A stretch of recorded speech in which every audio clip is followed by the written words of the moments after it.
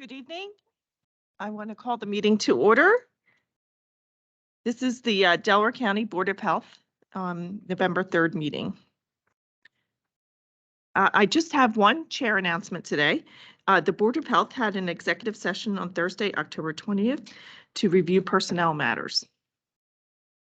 At this time, we allow public comment on the agenda items. There is time later on for other public comment. Is there any public comment on our agenda items?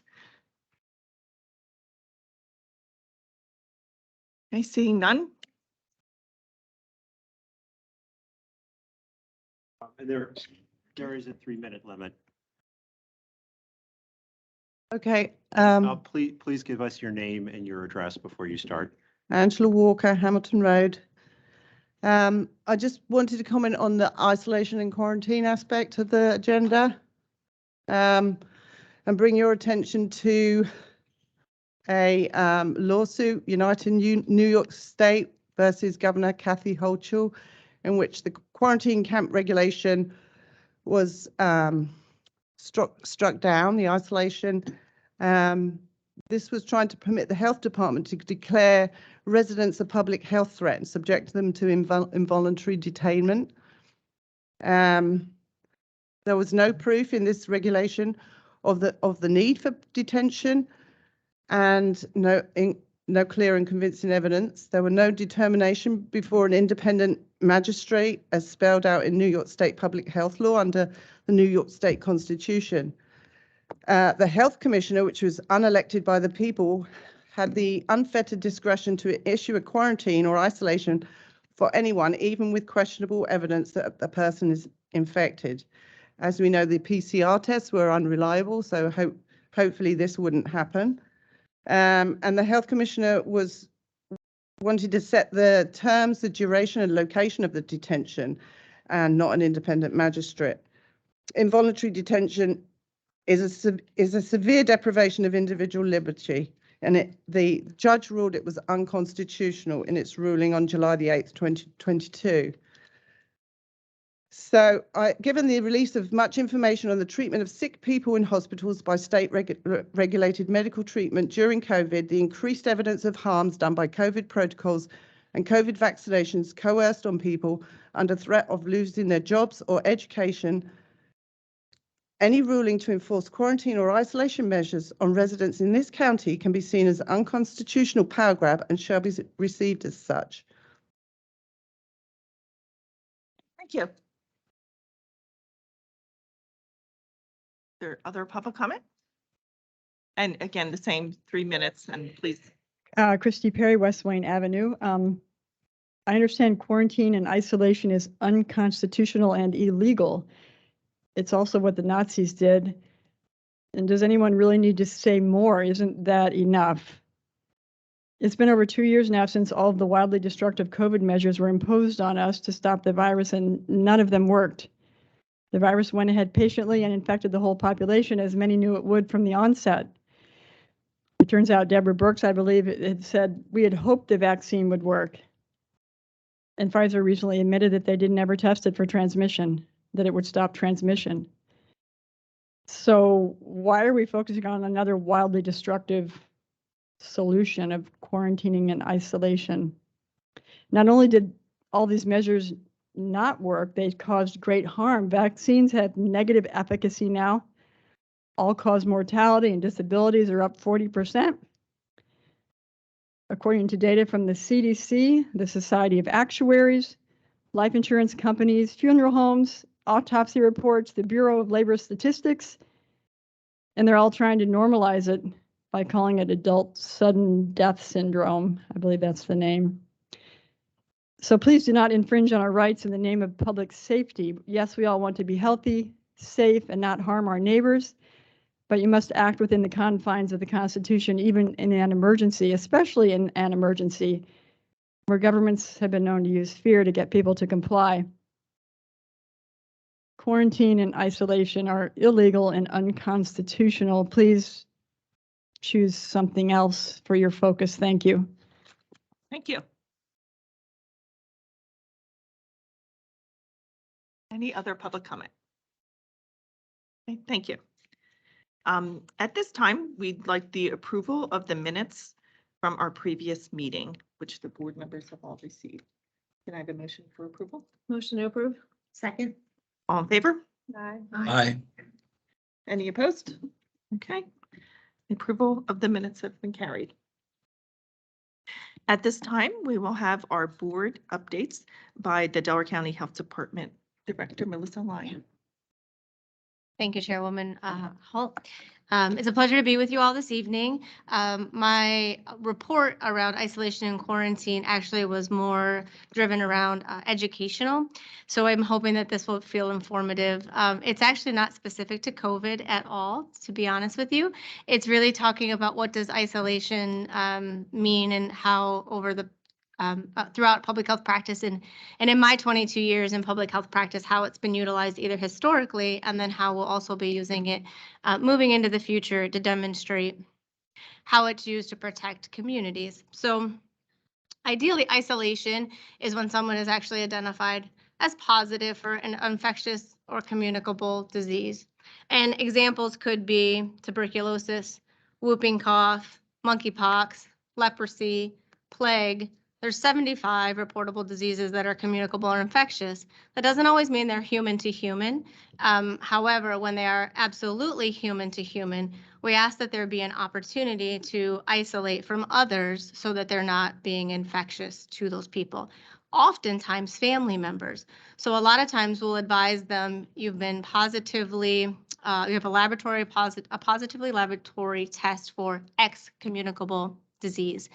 And then we say, hey, are you able to isolate safely with your home so that you're not infecting others in your home? And if they're not able to, then we help them figure out ways that they can do that and mitigate that safely. Quarantine would be utilized if we understand that someone has been exposed. And that means then we're then monitoring them for certain symptoms and we can catch that disease early if they have been exposed so that we can get them quickly to treatment. It's mostly around life-saving opportunities, identifying things quickly. So we do an education that indicates if you're experiencing, I'll give an example, fever over 21-day period while we believe that you've been exposed to a particular infectious or communicable disease, please contact us immediately so that we can help you navigate what needs to happen to protect your safety on an infectious or communicable disease. Also help protect anyone that lives in your family and or close friends and relatives. So it was really to talk about a way of isolating and quarantining and using those ways. So I can give an example of our work in public health. We have world outbreaks of Ebola in endemic areas, and particularly right now in West African countries. And we're not preventing people from traveling because we know that you can travel safely in many instances. But if you've come from one of the areas that is endemic or Ebola is endemic, when they pass through customs and go through a health screening, the questions get answered. And the individual may answer that, yes, I've been in this country and I've been in this country for X period of time. We call them on a monitoring list. And during that monitoring, the health department is responsible for reaching out to that individual, having conversation with them, explaining them, you've come from an area that was endemic to Ebola, what are your risks, talk through a very robust questionnaire. And in that robust questionnaire, we then ask them if they will willingly monitor their symptoms for up to 21 days, and we stay in constant communication with them. So this happens in many different infectious and communicable diseases. I understand that COVID had put this into the public eye in many ways that seemed incredibly negative and restrictive, but it's still a very important fundamental public health tool would be a way, and it's not done in punitive measures, it's done in collaboration for those individuals that have been identified as either positive for an infectious or communicable disease or been exposed to an infectious or communicable disease. So that was my report for today, and if the board members have additional questions for me, if I didn't explain clearly or want me to expand on something, I'm happy to do so. Any questions? I don't have any questions. TJ, you good? I'm good. Thank you. Thanks, Melissa. You're welcome. Thank you. Okay, thank you. And then the operational, I don't have really any operational updates at this time. okay. So the board has received an in-depth operational report that wanted to check to see if anybody had any additional questions about that, the operational report.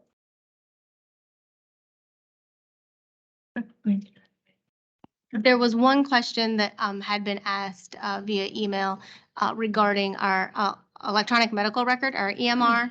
And we are in the process right now of evaluating the options for an EMR, knowing that as a public health department, we don't use EMRs at the same robust way that a health system does, and they're often priced for health systems and not well priced for public health departments. So we're in the process of evaluating what options we may have available that would be appropriate for our needs and our price range. So that's where we are with that. Knowing that it's an urgency, but wanting to do our due diligence and get a system that's effective and cost effective. And then all of the, just for. Oh, yes. Everything is released on the county website in regards to the agendas and the Board of Health operational reports. Is that correct?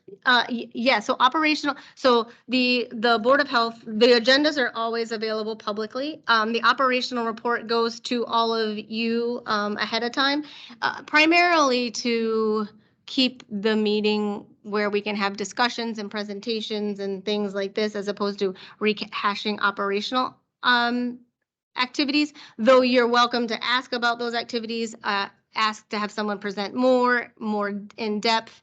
And those don't become available till after you approve them, and then they become part of the meeting minutes. So this particular report doesn't become available until you've decided that you're happy with this report, you've accepted it into your meeting minutes for next time. Does that help? Okay, is that what you were asking for? Yeah, I just want so Okay. the public knows. Yep, How yep. the process is. Yeah. Great, thank you. You're welcome. And then at this time, we want to approve our Board of Health meeting schedule for 2023. The 5 meetings that will be in 2023 will be January 5th, March 2nd, June 1st, September 7th, and December 7th. At this time, I'd like a vote of the board to approve the schedule for 2023. Motion to approve. Second. All in favor? Aye. Okay, motion carries. That is our schedule for 2023. Okay. And under our new business was just if we had any additional questions on the division reports. Do you have any other information? No, unless I'm spurred by a question, I'm happy to answer. I mean, honestly, we're in the day-to-day of it like every day. So for me, it just becomes our routine business. And I don't want to make assumptions that you all are comfortable with that. And I'm not trying to make the meetings short either. I just feel like it's day-to-day for me. So I'm not sure what's of most interest to all. So if you want a discussion, I'm happy to engage May I ask, in such. may I ask, oh, I'm sorry. Sure, go ahead, TJ. I just had a question about the STI report. Melissa, that represents case counts through August, is that right? Pulling it to, staff, do you have the operational in front of you? It'll just take me. Sorry, Laura. Just August. Thank Just- you. It's just the month of August, or is it a year to date through August? Just the month of August. Okay.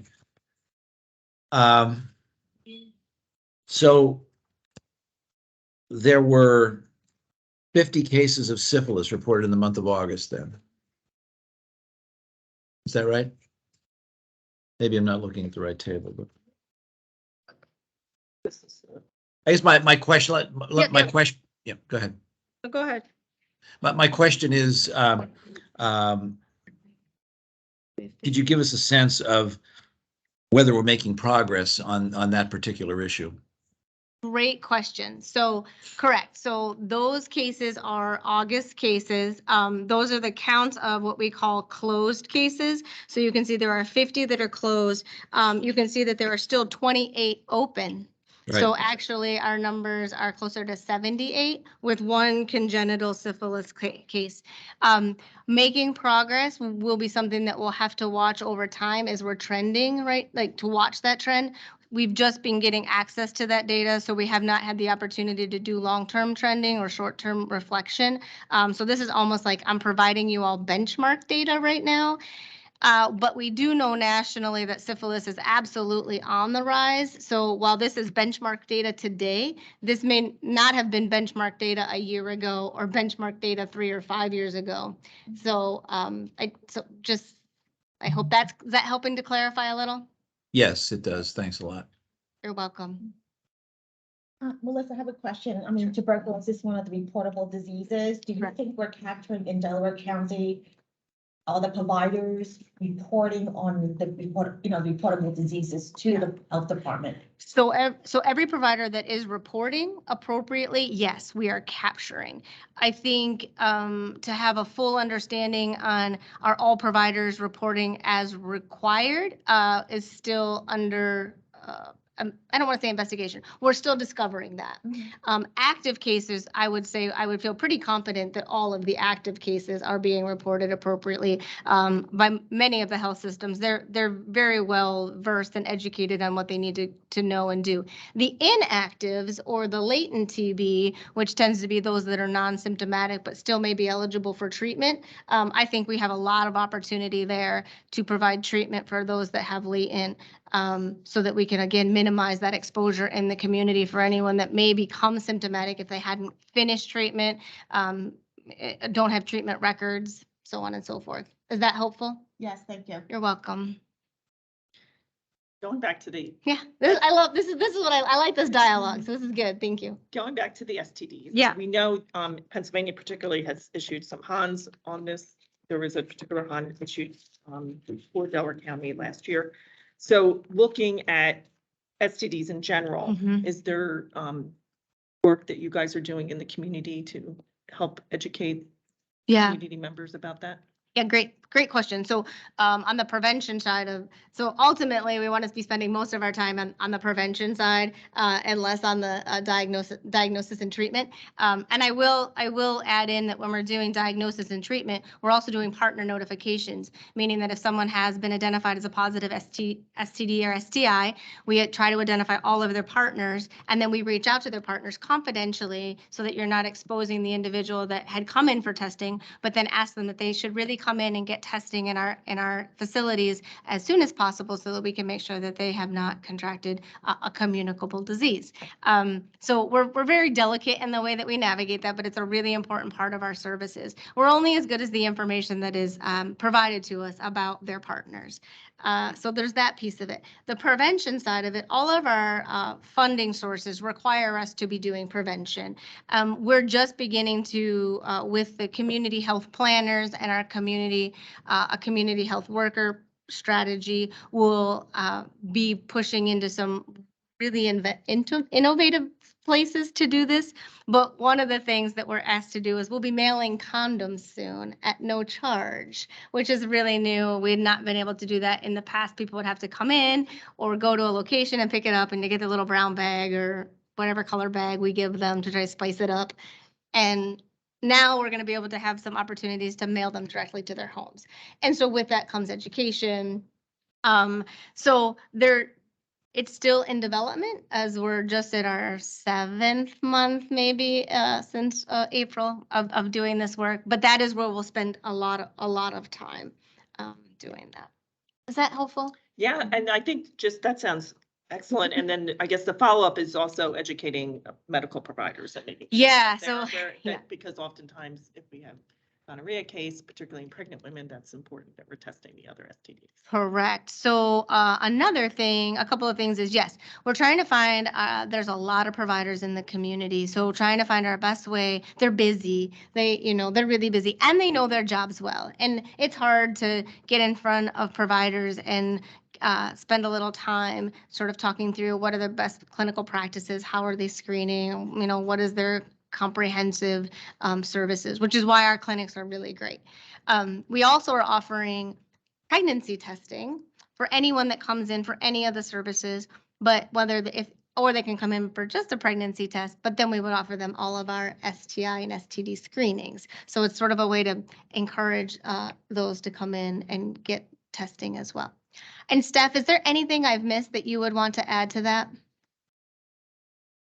No, Director Lang, you covered everything. I do want to talk, I just talk a little bit on syphilis and the congenital syphilis. I know there was a recent HON that came out maybe this week or last week regarding congenital. I know last year, Rosemarie brought up the one from last year. This one, the state has seen an increase in congenital syphilis. Right now, we have 14 confirmed cases in Pennsylvania.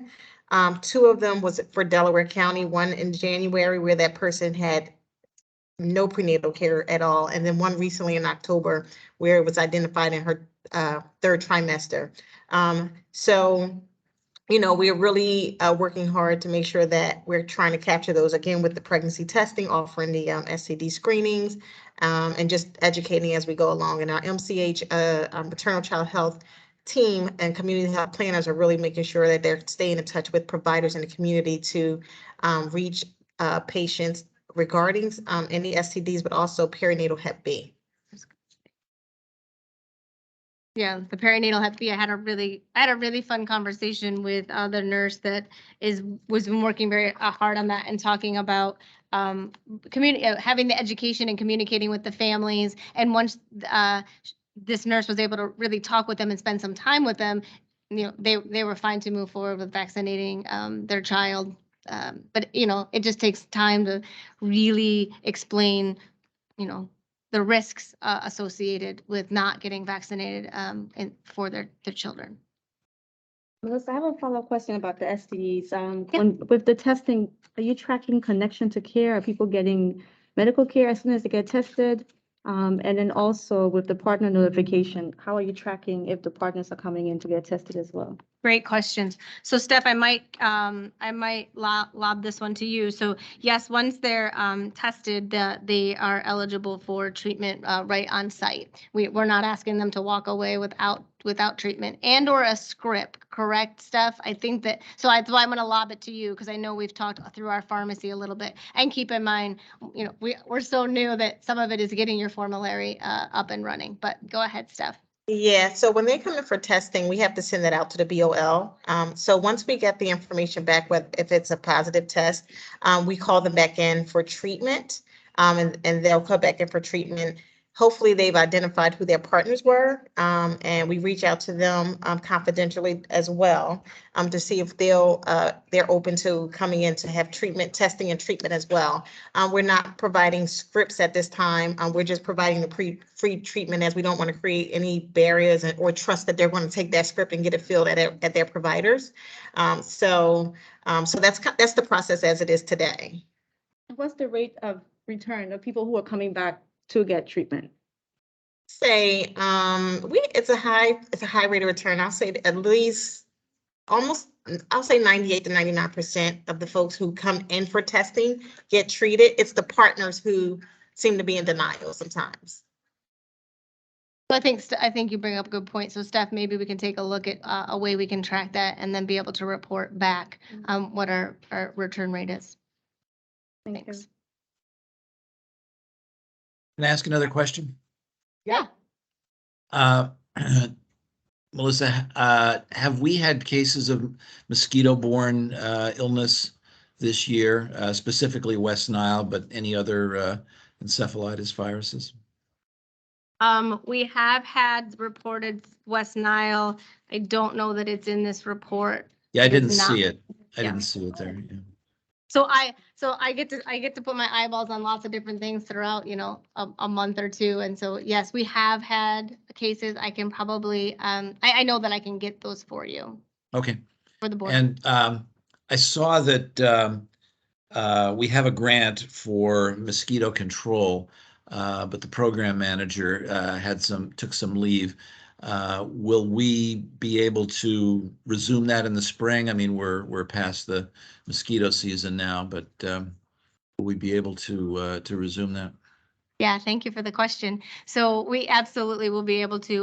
The grant dollars had remained the same for that program, and the environmental health team worked really diligently to find internal capacity to be able to support that. And we just submitted that grant proposal and its work plan last week or recently for approval. So it will be still housed with environmental health, and they will have multiple individuals trained to be able to do that program. What are the areas of the county where mosquito abatement is most needed? I'm gonna have to phone a friend, Marie. Sorry, I know you're like, really? We did a couple of advisories on sprayings. Do you remember those locations? That's my question. I can't remember. Okay. I can pull those up for you very quickly once I get back to the office, but I'm not prepared for that. Those are always published on our website, though. So my ultimate answer to you, and apologies that I don't have that at my fingertips, also new. So even if I had been told, I don't know that I would always recall the area, knowing that there are 49 municipalities in Delaware County. I'm getting better. But they are always published on our website as an advisory where that spraying will be happening, when it's happening, and then a rain date if the weather is not favorable.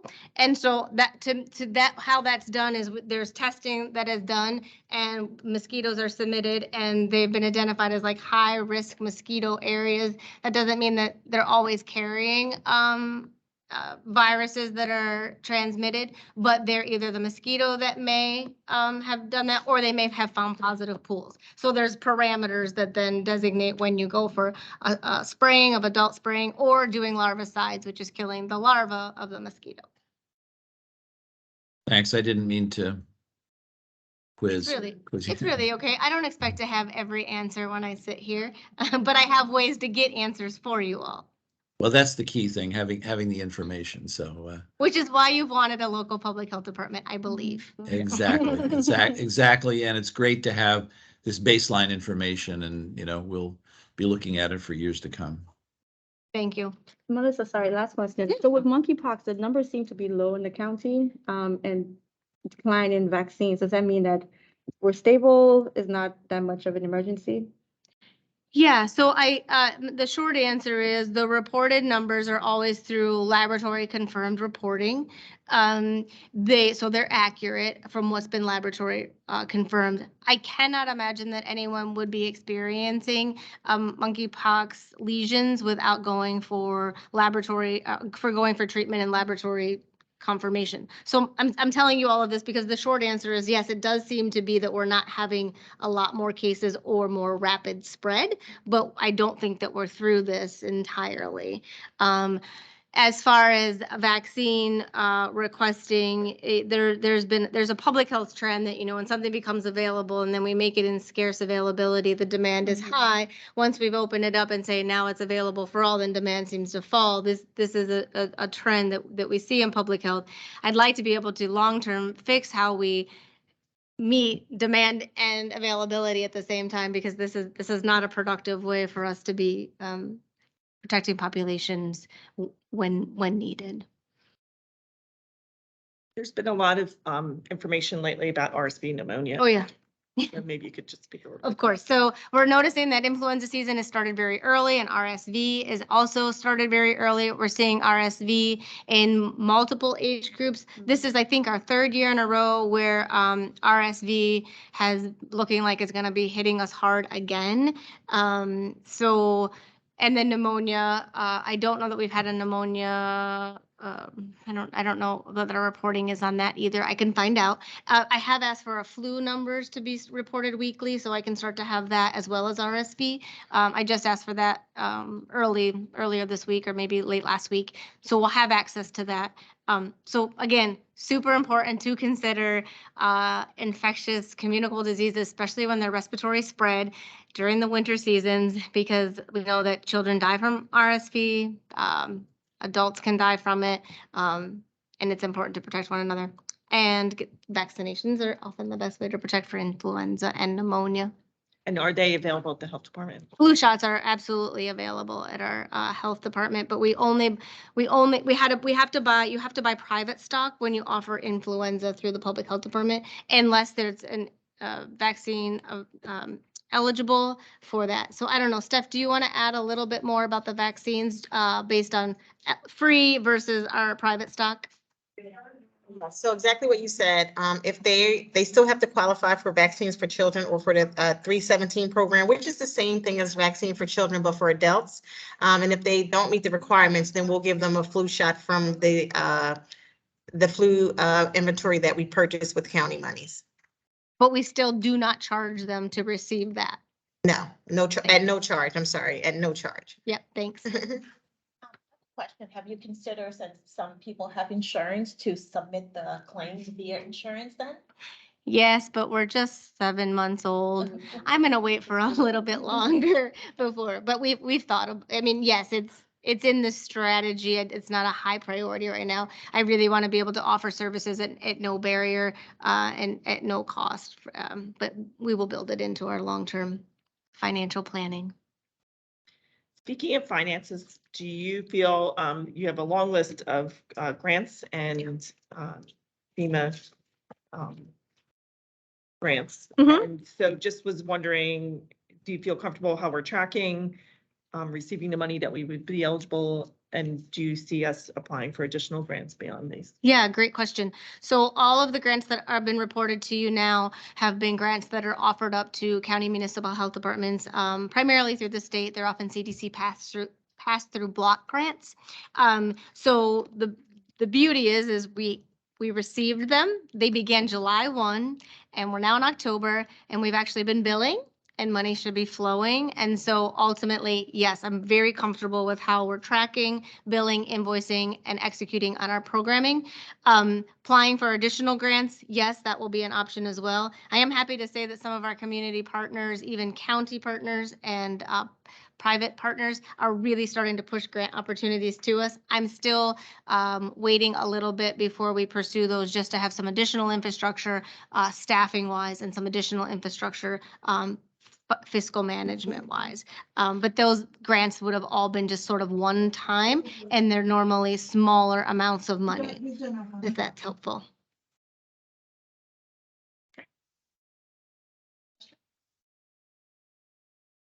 Think we. Yay, I'm glad we had dialogue. I appreciate it, everyone. Okay, so with no further questions and no additional new business from the board, we can move to public comment. And at this time, there's an opportunity for public comment. Please remember that it's 3 minutes, and please state your name and address. Bill McIntyre, 215 Cherry Hill Lane, Broomall. Good evening.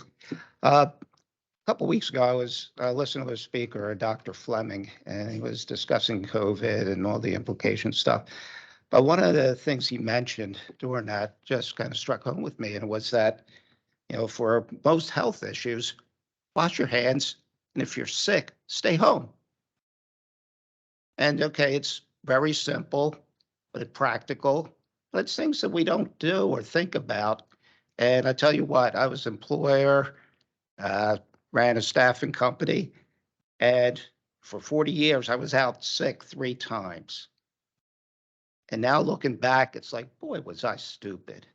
I went in there sick, and, you know, I'm setting a good example. I'm doing it. No, I'm not. I'm making everybody else sick.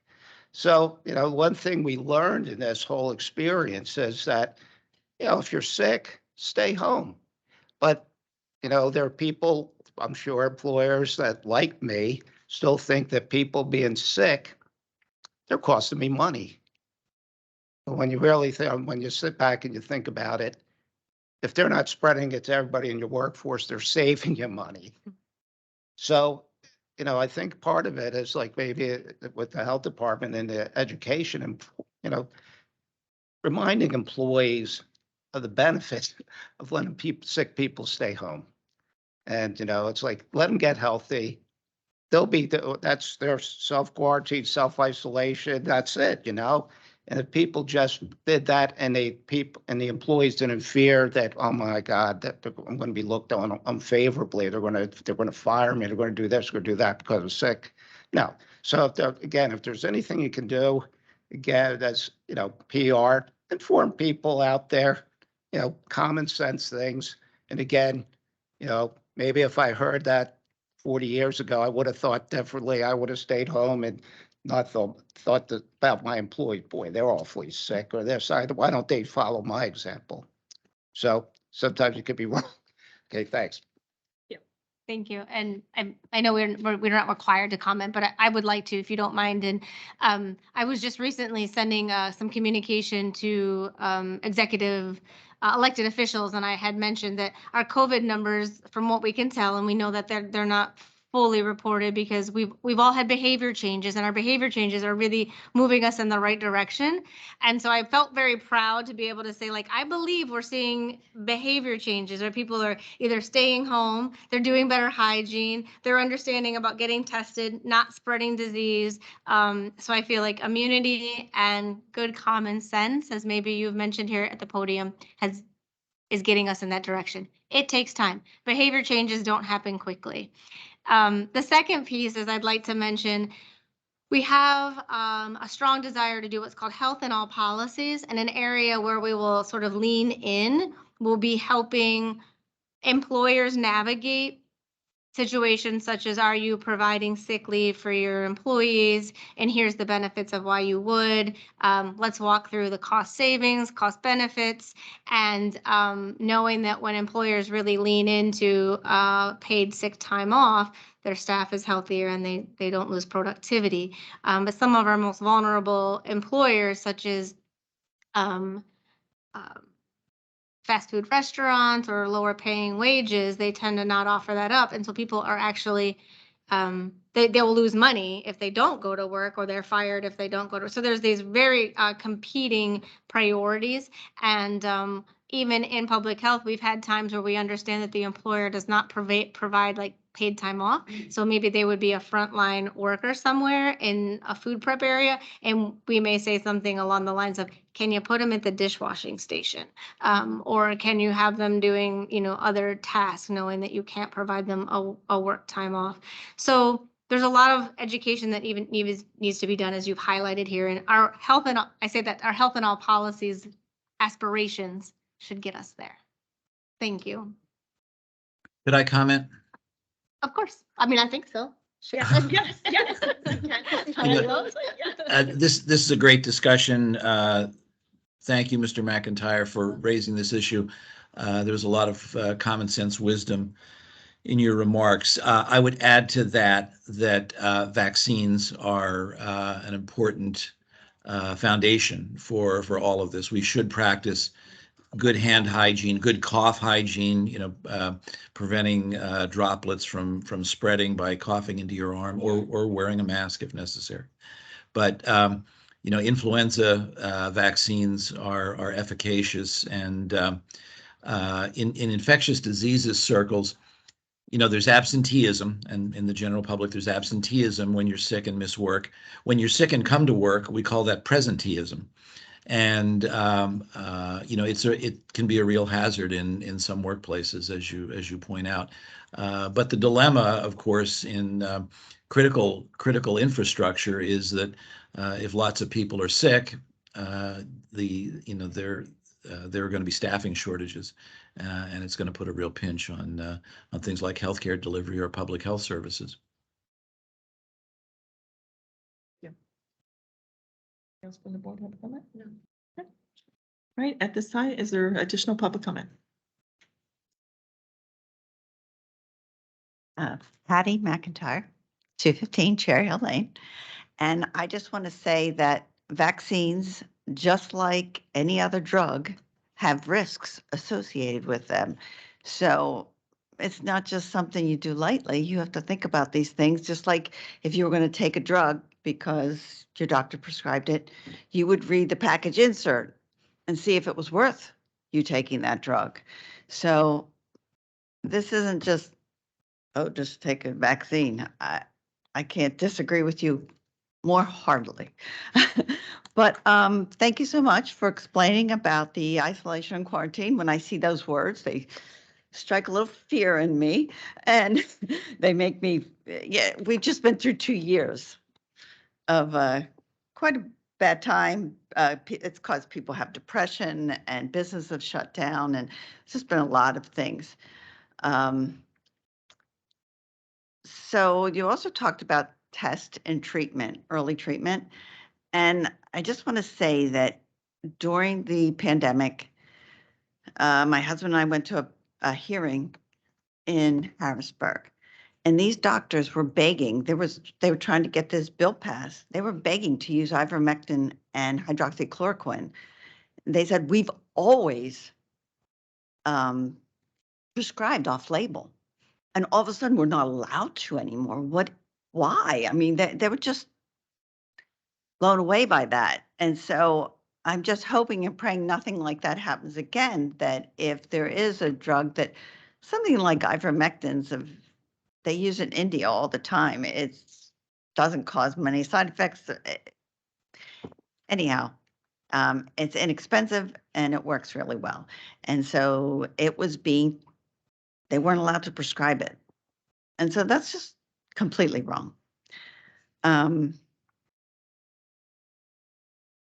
guess that's what I would say. Oh, I did want to ask about the mosquito control. Is there any, you said it's on the website? I want to know if that's just like sprayed over your house and like, Yeah. So may I comment? I mean, I don't want to take up your 3 minutes, so. I know. You can take my 3 minutes, I'm done. Okay, so no, we're not driving around, flying around with drones, just spraying over places that you wouldn't know. And in fact, many of the areas where we're doing spraying are fairly remote and or hard to reach or accessed areas. And those that are in that area, we do a pretty good job of notifying ahead of time. And Marie, we go out how far in advance do we go out to canvass those communities? Sorry. Well, it's about 7 hours.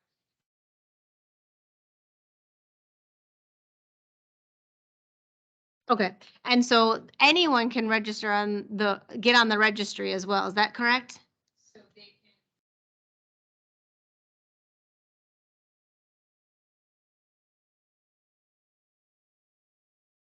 Okay. So maybe go to so you can go to you can go to our website and you can do a little research and you can come back next month and we can talk more about it. But typically we notify, so I mean, it would be hard for us to have done that without that neighborhood sort of knowing what's happening. Our trucks are also well marked, correct, Marie? So you would be able to see that it's a truck and a sprayer. And it's not our go-to strategy by any means. Our go-to strategy is eliminating standing water, educating communities, really talking about protecting yourselves, because we're not going to eliminate all mosquitoes. But what happens is and didn't do a very good job articulating how we identify like high risk areas. That's like, okay, now the mosquito population is too much and or they are the mosquito that we know is the culprit, for lack of better words, to transmit very dangerous diseases, mosquito-borne diseases. And so it's sort of our last ditch, like, hey, we have to do something. We'd prefer to also do sort of like larvicide, so they've not even been a mosquito. And the larvicide, the larva things are very fascinating because it's not hazardous. You can actually use them in like stock tanks for cattle or sheep or horses or whatever, because we know that sometimes they breed mosquitoes and you still need to have water for your animals. So you can put these dunks in there, and then it prevents the mosquitoes from being able to actually have larvae that hatch into mosquitoes. It's fascinating. It's fascinating work. I'm not a subject matter expert on all things. I know just a little bit about everything to be dangerous. So feel free to take a look at the website and come back and we can talk more. Or you can call our wellness line and we'll give you more information. All right, thank you. You're welcome. And it's a good point. There's information on the website, not just about mosquitoes. Yeah, There's so- lots of other things on the website, so we encourage people to. There's some voids in there or some stuff that might look a little canned, but we're building it out. At this time, seeing no additional public comment, I was going to check to see if there's any other comments from the board. All right, then I will call for adjournment. Motion to adjourn? Second. All right, we are adjourned. Thank you all. Thanks, everyone.